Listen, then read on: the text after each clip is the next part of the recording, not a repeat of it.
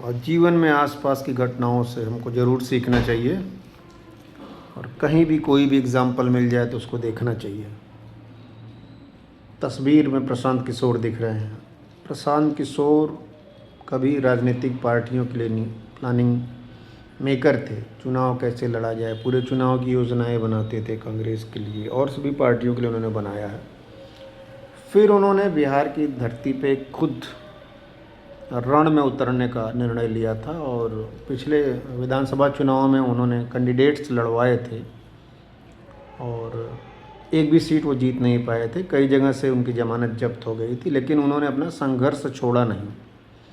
प्रशांत किशोर लगे रहे खेत खलिहानों से, मिट्टी कीचड़ों में, हर जगह जहां वो जा सकते थे परस्पर संवाद करते रहे। और अब उपचुनाव में उन्होंने एक ऐसी जगह से जीत दर्ज की है एक ऐसी जगह से जीत दर्ज की है जो कि 30 सालों से बीजेपी का गढ़ रहा है। यहाँ तक कि बीजेपी के राष्ट्रीय अध्यक्ष नवीन साहब की सीट रही है, वहाँ पे उन्होंने जीत दर्ज की है। और पिछले विधानसभा में चुनाव के हार के बाद ये मान लिया गया था कि पीके का सफाया हो गया है, शून्य में चले गए हैं, रसातल में चले गए, फिर उभर नहीं सकते।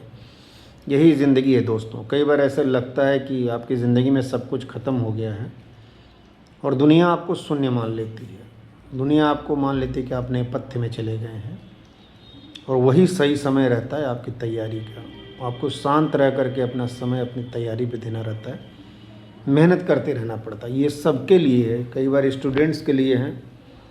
मेरा पहली बार सिलेक्शन BAMS में हुआ था और मैंने BAMS फिर छोड़ा। उसके बाद जो है अगले एग्ज़ाम में मेरा कहीं सिलेक्शन नहीं हुआ।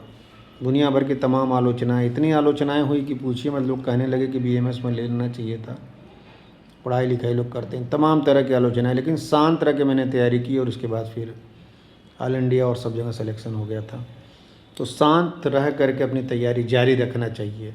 याद रखिए, दुनिया सिर्फ परिणामों को देखती है, वो परिणामों को एंजॉय करती है, आपके प्रयासों को कोई नहीं देखता।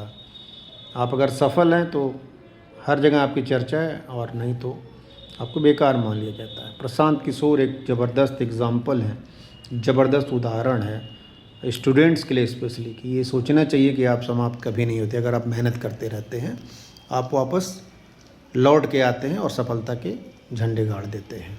Thank you.